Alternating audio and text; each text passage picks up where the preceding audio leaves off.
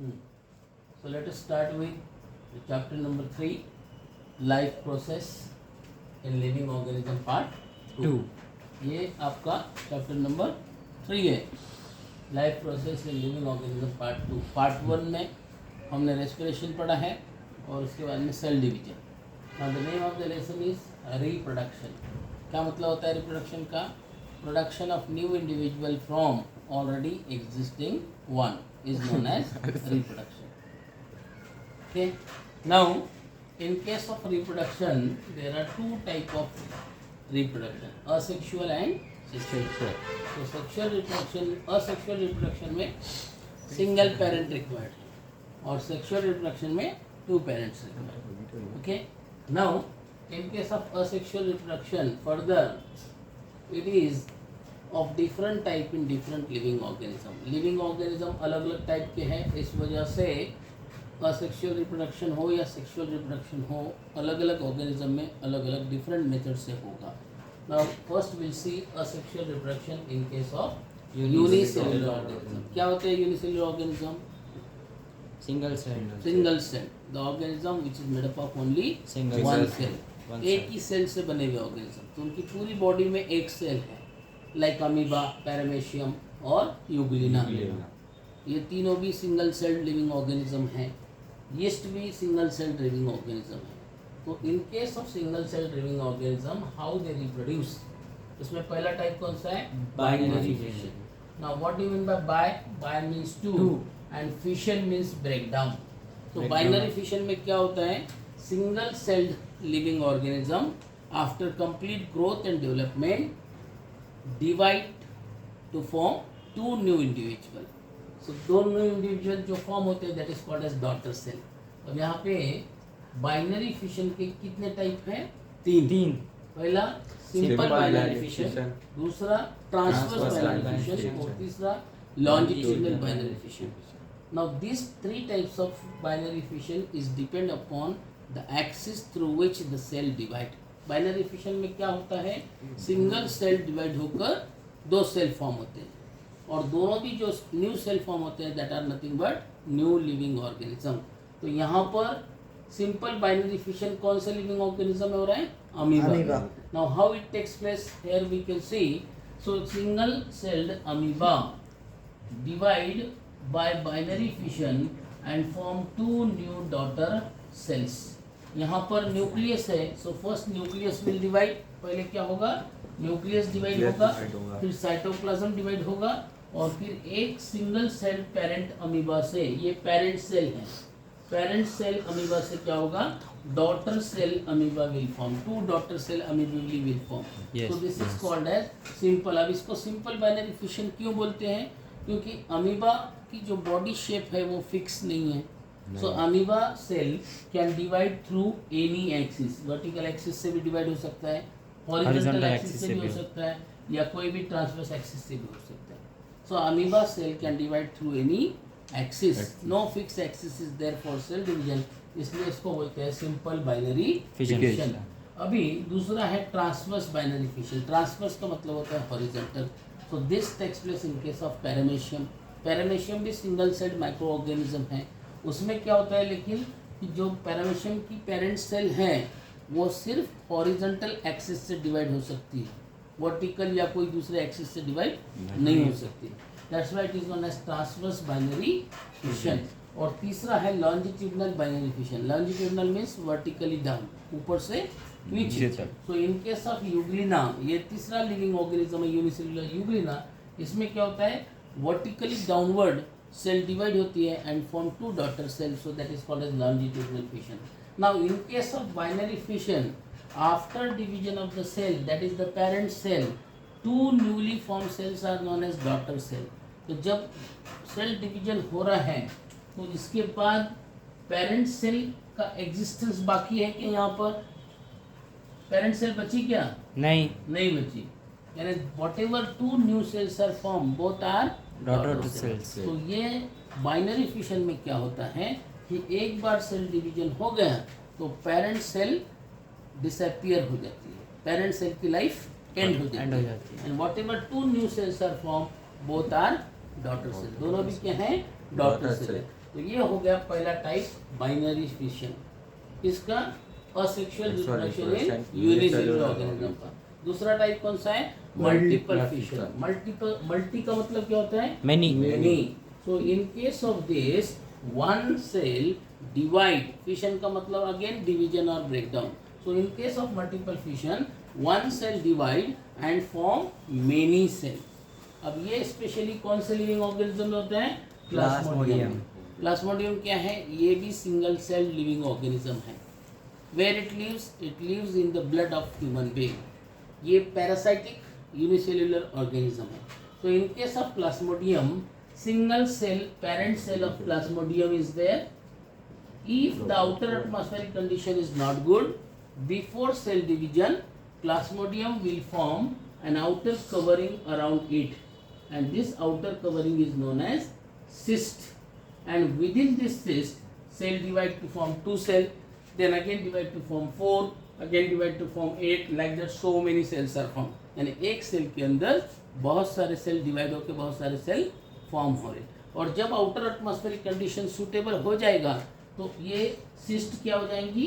Break हो जाएंगी, और एक साथ बहुत सारे डॉटर सेल्स बाहर आ जाएंगी। So this is called as multiple fission. From one parent cell so many daughter cells are formed. So this method is known, इसको क्या बोलते हैं? Multiple fission. इसका एग्जांपल है प्लाज्मोडियम। और अमीबा में भी अगर आउटर एटमॉस्फेरिक कंडीशन सुटेबल नहीं है तो क्या हो सकता है? मल्टीपल फिशन हो सकता है। यानी अगर आउटर एटमॉस्फेरिक कंडीशन सुटेबल है, नॉर्मल है, तो अमीबा का पेरेंट सेल डिवाइड होकर 2 डॉटर सेल बन जाएंगे, जिसको हम बाइनरी फिशन बोलते हैं। लेकिन अगर आउटर एटमॉस्फेरिक कंडीशन ये न्यू डॉटर सेल के लिए सुटेबल नहीं है तो वो टाइम पे अमीबा बाइनरी फिशन से डिवाइड नहीं होगा। फिर क्या करेगा? ये पेरेंट अमीबा सेल उसके सराउंडिंग में एक आउटर हार्ड प्रोटेक्टिव कवर बना देगा, that is called as cyst. और ये सिस्ट के अंदर क्या होगा? वो सेल डिवाइड होगा, फिर डिवाइड होगा, so many daughter cell will form, and when outer atmospheric condition become suitable this cyst will break and so many daughter amoeba will come out at a time. इसको हम बोलते हैं multiple fission. तो multiple fission plasmodium में भी होता है, amoeba में भी होता है। उसके बाद है budding. Budding in case of yeast. Yeast क्या होता है? सिंगल सेल्ड फंगस है यीस्ट। क्या है?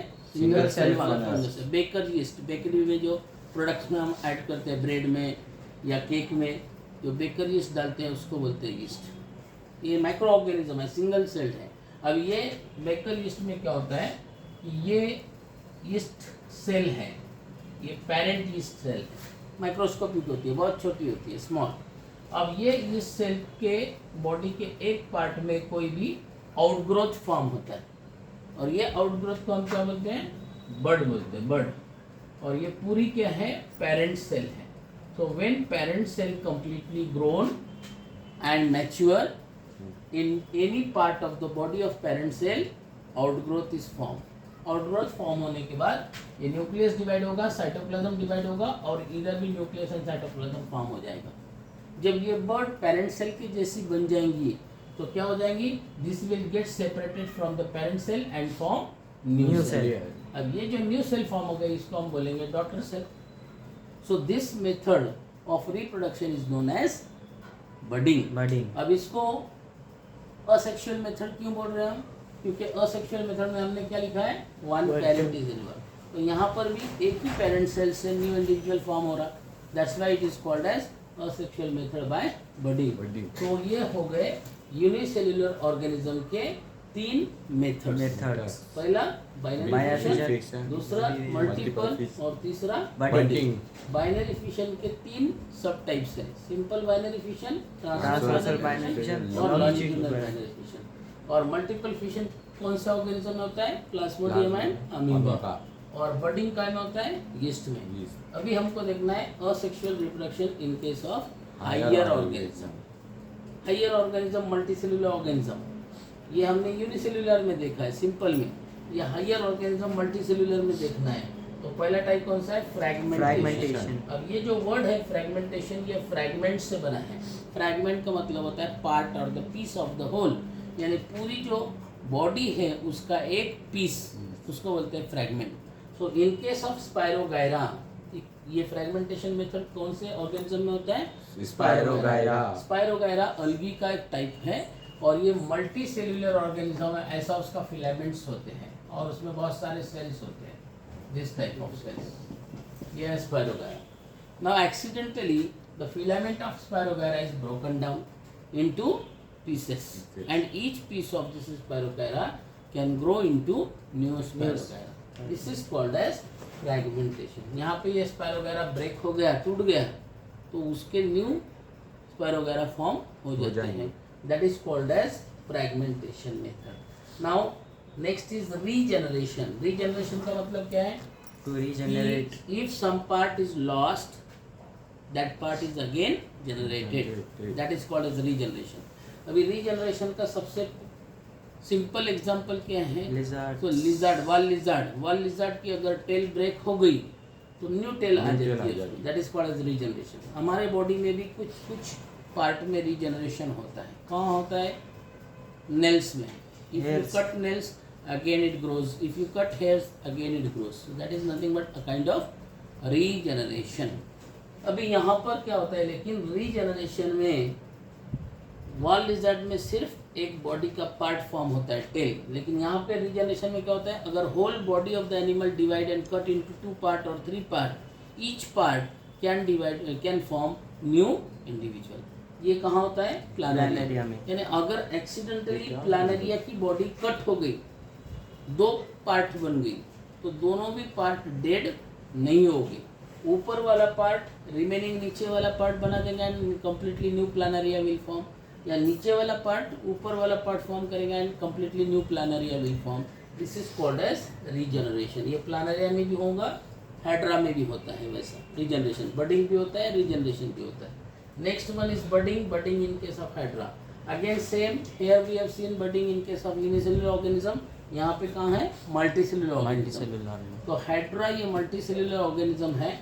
हाइड्रा के बॉडी में क्या होता है? कोई भी एक साइड में जब hydra completely grow and mature हो जाता है तो one side of the body of hydra growth some outgrowth and this outgrowth is called as bud. इसको क्या कहते हैं? बड.